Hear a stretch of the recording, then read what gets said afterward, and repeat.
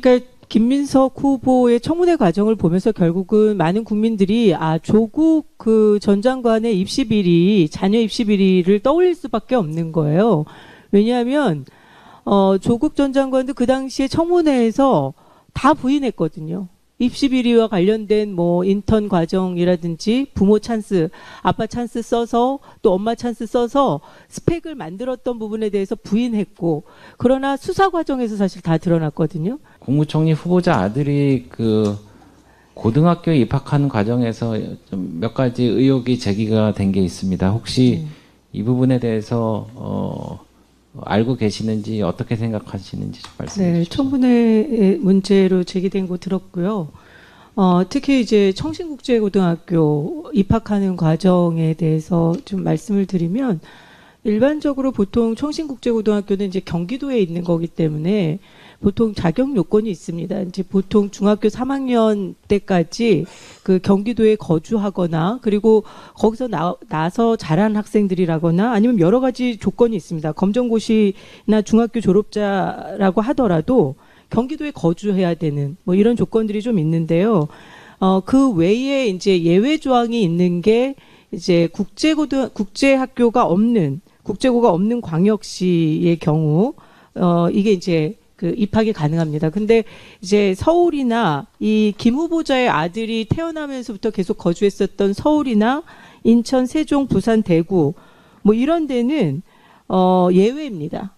그런데 지금 4월 3일로 제가 지금 이제 저도 자료 조사한 거에 의하면 4월 3일 뭐 2020년도니까 중학교 3학년이면 이미 중학교 3학년이 이미 시작이 된 다음이거든요. 그러니까 보통 학기가 3월에 시작을 하는데, 시작하고 나서 보통 저희들이 이제 학부모들이 아이를 국제고를 보내거나 특목고를 보내야 되겠다고 그러면 훨씬 이제 계획을 더 치밀하게 세우거든요. 그런데 4월 3일 날 이사했다, 이렇게 그 전입이 됐다, 이런 부분들은 그 부분에 있어서도 이거 청신국제고를 가기 위해서 제주도로, 그것도 뭐 제주도까지 이렇게 가서 1년 중학교 3학년을 또 다니고, 그리고 이 지금 그 부모, 전처인 부모가 이 학생을 케어한다는 의미에서 이제 제주도에 같이 이제 거주한 걸로 이런 식으로 돼 있는 것 같은데, 그 과정도 보면 취업이 이제 그 뒤에 되시는 걸로 돼 있더라고요. 자료를 찾아보니까.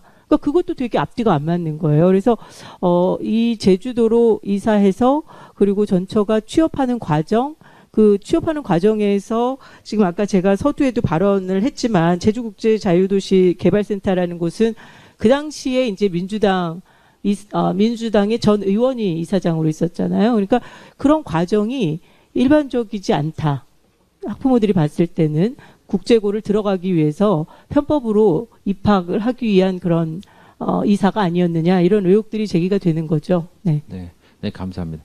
또 한 가지 질문할 텐데, 김민석 후보자는 본인 고교 동아리를 통해 아버지 친구인 국회의원과 함께 법도 만들고 아버지와 같이 국회 세미나도 개최했습니다. 그리고 홍콩대에서 통신으로 인턴을 했다고 하는데요.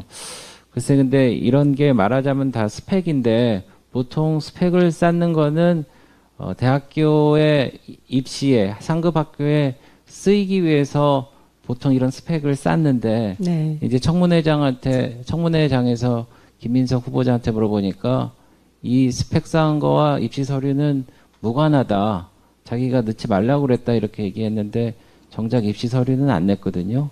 그래서 이건 저는 좀 상식적이지 않다고 보는데 어떻게 생각하십니까? 그러니까 김민석 후보의 청문회 과정을 보면서 결국은 많은 국민들이 조국 그 전 장관의 입시 비리, 자녀 입시 비리를 떠올릴 수밖에 없는 거예요. 왜냐하면 조국 전 장관도 그 당시에 청문회에서 다 부인했거든요. 입시 비리와 관련된 뭐 인턴 과정이라든지 부모 찬스, 아빠 찬스 써서 또 엄마 찬스 써서 스펙을 만들었던 부분에 대해서 부인했고, 그러나 수사 과정에서 사실 다 드러났거든요. 그러니까 이런 부분들에 대한 일반적으로 국민들은 불신이 있는 거예요. 특히 이 정치인들의 이런 자녀들의 이 스펙 관리해 준 부분들이 이게 조국 전 장관뿐만 아니라 김민석 후보의 이 과정에서, 청문회 과정에서 드러난 걸 통해서 이제 많은 국민들이 정말 이제는 이게 정말 우리 일반 국민들하고는 별다른, 정말 또 다른 세상에 사는 사람들이구나, 이 정도로 그 어떤 박탈감을 느끼는 거거든요. 그래서 정말 비슷한 부분이 너무 많고, 그것이 결국은 입시의 비리가 입시에 반영이 안 됐다고 하는 것을 아무도 못 믿겠다는 거거든요. 그러면 정말 본인이 얘기한 대로 그것이 입시하는데, 코넬 대학에 입학하는데 반영이 안 됐다, 그것을 제출하지 않았다, 그러면 그거를 증명하면 되는 겁니다. 그 학교에다가 그 입학할 때 자격 요건이라든지 여러 가지 그런 부분들에 대해서 제출했는지 안 했는지 학교에서 요구해서 뭐 답변을 받든지, 저는 얼마든지 그 청문회 준비하는 기간 동안 의혹이 계속해서 제기가 됐었기 때문에 시간이 충분했다. 본인의 정말 억울하다는 것을 해명하려고 했다면 얼마든지 시간이 있었다라고 생각이 되는데, 그런 부분들을 전혀 그 자료 제출하지 않았다는 것은, 저는 뭐 야당 의원들에 대해서는 모르겠지만 저는 국민의 한 사람으로서 국민들도 우롱하는 것이다, 그리고 국민들도 우습게 하는 것이다, 저는 그렇게 보고 있습니다. 네, 마지막으로 이 교육이라는 게 백년지 대계고 정부의 가장 중요한 임무이기도 한데, 김민석 후보가 청문회 동안 보여준 모습이 교육자, 학부모, 학생들한테 어떤 귀감이 될 수 있을까요?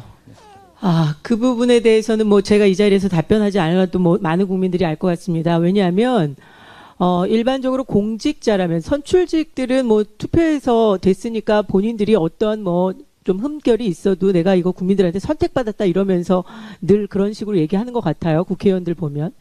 그런데 사실 이 국무총리라는 자리는 그렇지 않습니다. 대한민국의 정말 어떻게 보면 대표적으로 인물인데, 그 내세워야 되는 아주 대표적인 인물인데, 이거는 정말 우리 국민들이 생각하기에 어떤 거냐면, 김민석 후보의 이 자격 문제는 우리 구급 공무원도 응시할 수 없는 자격이다, 이렇게 얘기하고 있어요. 그러니까 이거는 정말 국가적인 망신 아니냐, 그런 생각이 들고요.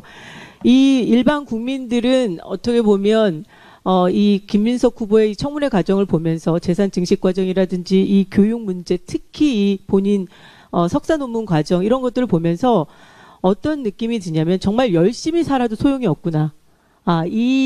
우리가 계속해서 국민들이 외치는 것들이 어떤 특권을 폐지하라는 얘기들이잖아요.